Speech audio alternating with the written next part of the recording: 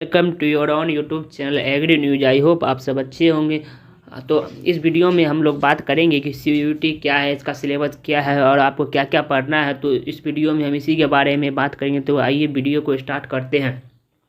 CUET exam क्या है तो आपको बता दो। मान लीजिए आज से पहले यानी 2021 तक, क्योंकि 2022 से CUET एग्ज़ाम स्टार्ट हुई है, तो मान लीजिए आपको दिल्ली यूनिवर्सिटी में, जैसे बड़ी यूनिवर्सिटी में एडमिशन लेना था, तो वो किसके बेसिस पे? तो वो आपके क्लास 12 के मेरिट बेस पर होती थी। यानी कि आपके क्लास 12 में जितने मार्क्स आए हो उसके बेसिक पर ही आपका एडमिशन होता था।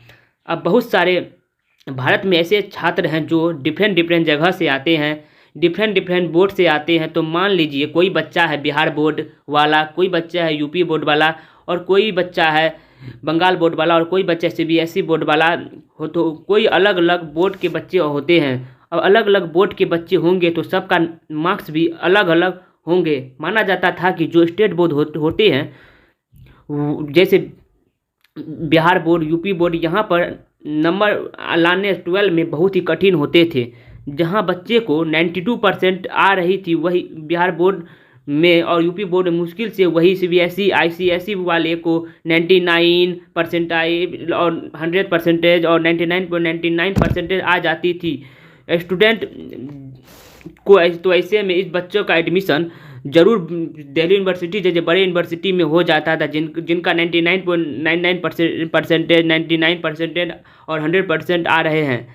क्योंकि दिल्ली यूनिवर्सिटी की कट ऑफ बहुत हाई जाती थी, जैसा कि आप सबको पता ही है। और जो स्टेट वाले बच्चे हैं जिनका इसके अकॉर्डिंग मार्क्स कम आते थे, उनका एडमिशन नहीं हो पाता था।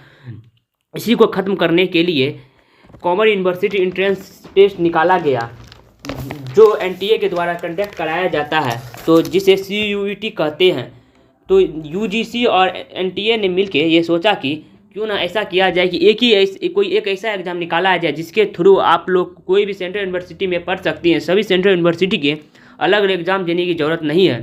तो इसी को ख़त्म करने के लिए CUET यानी कि कॉमन यूनिवर्सिटी एंट्रेंस टेस्ट निकाला गया, जिसके थ्रू आप एग्ज़ाम दे के आप एक ही एग्ज़ाम देश से पास करके आप सभी सेंट्रल यूनिवर्सिटी और स्टेट यूनिवर्सिटी और प्राइवेट यूनिवर्सिटी में आप एलिजिबल हो सकते हैं। तो इसी को ही CUET कहा जाता है। आई होप आप लोग को पता चल गया होगा कि CUET क्या है। तो अगर हम लोग बात करें तो इसके सिलेबस और इसके पैटर्न के बारे में, तो इसके पैटर्न के बारे में मैं आपको बता दूं कि ये एग्ज़ाम 3 सेक्शन में होते हैं। पहला होता है आपका लैंग्वेज। तो लैंग्वेज में टोटल 33 होते हैं। लैंग्वेज को 2 भागों में बांटा गया है, पहला लैंग्वेज A और दूसरा लैंग्वेज B। लैंग्वेज A और B में बांटा गया है। और दूसरा सेक्शन आप लोग का होता है डोमेन सब्जेक्ट का, यानी कि जैसे कि एग्रीकल्चर, केमिस्ट्री, बायोलॉजी, हिस्ट्री, ये आपका डोमेन सब्जेक्ट हो गया। और थर्ड बात करें तो वो होता है आपका जनरल टेस्ट का सेक्शन होता है। आप लोग को डोमेन वाले सेक्शन में आपको क्लास 12 का ही सिलेबस पढ़ना पड़ता है, यानी कि CUET में आपको बस 12 ही पढ़ने होते हैं। CUET का सिलेबस में आपको बस 12 से ही आपके क्वेश्चन आते हैं। तो आप लोग का सभी डाउट क्लियर हो गए होंगे कि तो आप CUET क्या है और इसकी में क्या क्या पढ़ना होता है, इसका सिलेबस, इसका पैटर्न क्या है। अगर वीडियो पसंद है तो वीडियो को लाइक करें, एंड इसी तरह की और भी लेटेस्ट अपडेट जानने के लिए आप हमारे चैनल एग्री न्यूज़ को सब्सक्राइब करें। धन्यवाद।